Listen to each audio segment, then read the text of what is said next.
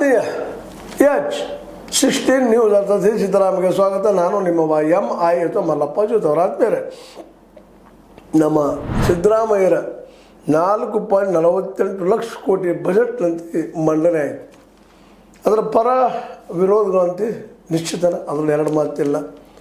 ಅದರಲ್ಲೂ BJPಗರು JDSಗರು ವಿಶೇಷವಾಗಿ, ಅದರಲ್ಲೂ ಮುಖ್ಯವಾಗಿ ನಮ್ಮ H. ಡಿ ಕುಮಾರಸ್ವಾಮಿಗಳು ಆದಾಯದ ಕೊರತೆ, ಹೆಚ್ಚುತ್ತಿರುವ ಸಾಲ, ತಾಳಮೇಳವಿಲ್ಲದ ಅನುದಾನ ಹಂಚಿಕೆ, ಸಿದ್ದರಾಮಯ್ಯ ಅವರ ಲೆಕ್ಕಾಚಾರ ಹಳಿತಪ್ಪಿದೆ ಎಂಬುದಕ್ಕೆ ಬಜೆಟ್ ಪುಸ್ತಕವೇ ಸಾಕ್ಷಿ.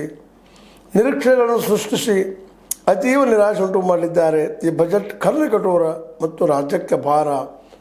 ಮುಖ್ಯಮಂತ್ರಿ ಅವರು ಕೇಂದ್ರದ ನಿಂದನೆಯನ್ನು ಈಗಲೂ ಮುಂದುವರಿಸಿದ್ದಾರೆ ಅಂತ ಹೇಳಿದರೆ, ನಮ್ಮ ಆರ್ ಅಶೋಕ್ ಅವರು BJPಯಿಂದ ಮುಖ್ಯಮಂತ್ರಿ ಸಿದ್ದರಾಮಯ್ಯ ಅವರು ರಾಜ್ಯದ ಜನರ ಮೇಲೆ ಸಾಲದ ಹೊರೆ ಹೊರಿಸಿದ್ದಾರೆ. ಈ ಸರ್ಕಾರವು ಒಟ್ಟು 4.39 ಲಕ್ಷ ಕೋಟಿ ರೂಪಾಯಿ ಸಾಲ ಮಾಡಿದೆ. ಈ ಹಣಕ್ಕೆ ಬಡ್ಡಿ ಪಾವತಿಸಲು ಆಗದ ಪರಿಸ್ಥಿತಿ ಇದೆ.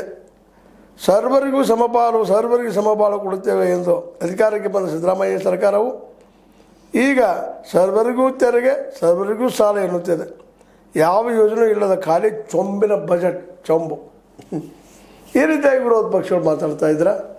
ಅದೇ ಕಾಲಕ್ಕೆ ಅರ್ಥತಜ್ಞರು ಇದರ ಸಲುವಾಗಿ ಕೆಲವೊಂದಿಷ್ಟು ಮಾತುಗಳನ್ನು ಮಾತಾಡ್ತಾ ಇದ್ದಾರೆ.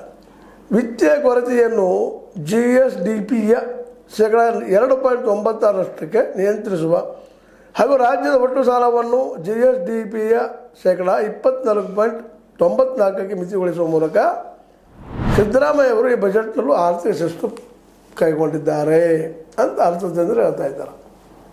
ಒಂದು ಕಡೆ ವಿರೋಧಿಗಳು ಟೀಕೆ ಮಾಡಿದ್ರೆ, ಒಂದು ಕಡೆ ಅರ್ಥತಂದ್ರೆ ಈ ಮಾತು ಮಾತಾಡ್ತಾ ಇದ್ದಾರೆ. ಮುಂದೆ